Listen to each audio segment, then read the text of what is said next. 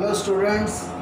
इससे पहले हम ये देख चुके हैं कि ट्रिग्नोमेट्रिक फंक्शन की वैल्यू a पर कितनी है। a का मतलब जब x की वैल्यू 0 डिग्री है, b पर कितनी है जब x की वैल्यू 90 डिग्री है, c पर कितनी है जब x की वैल्यू 180 डिग्री है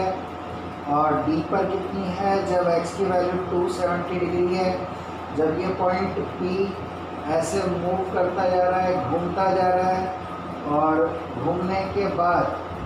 जब ये पॉइंट वापस A पर आ जाएगा तो ये कितना एंगल ट्रैवल करेगा, 90, 90, 180 और फिर 90, 270 और फिर 90, 360 डिग्री। यानी कि दिस टाइम जब ये पूरा एक रेवोल्यूशन कंप्लीट कर लेगा, जब ये पॉइंट P A से शुरू होकर B पर, फिर C पर, फिर D पर जाते हुए वापस A पर आ जाएगा तो ये 180 डिग्री का ट्रैवल कर लेगा एंगल।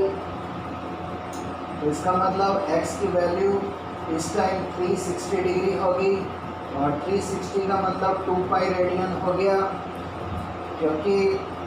x अगर 360 डिग्री है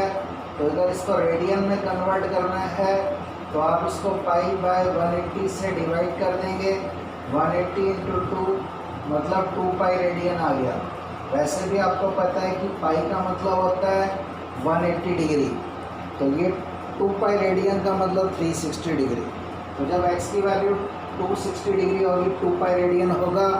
तो ये पॉइंट P वापस A पर आ जाएगा और इसका मतलब ये हुआ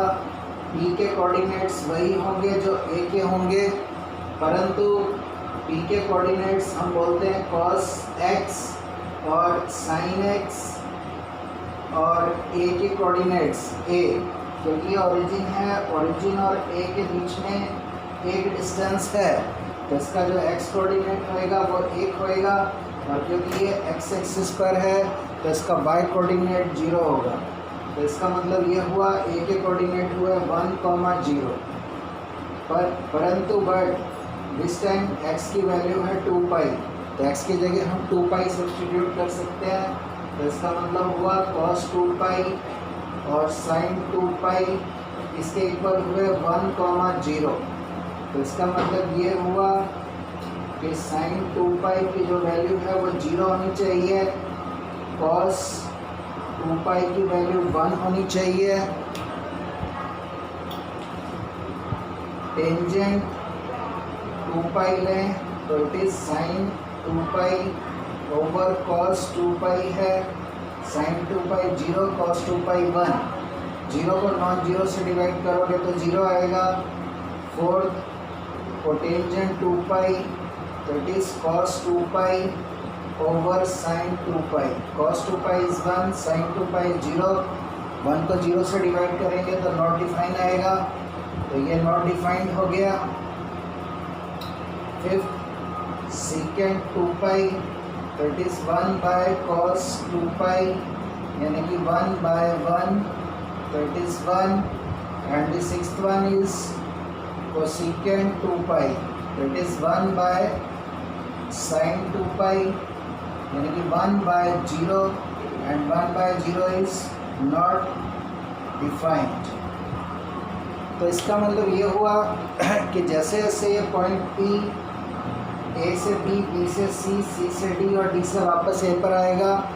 तो ये सारी वैल्यूज़ उसके बाद अगर ये पॉइंट और ज़्यादा मूव करने लग जाए तो वही वैल्यूज़ दोबारा रिपीट होना शुरू हो जाएंगी, दोबारा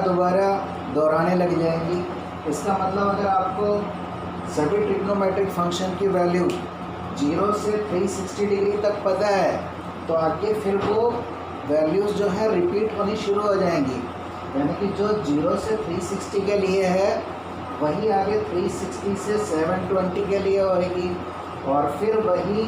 720 से 1080 के लिए होएगी और फिर वही 1080 से 1440 के लिए होगी एंड सो ऑन।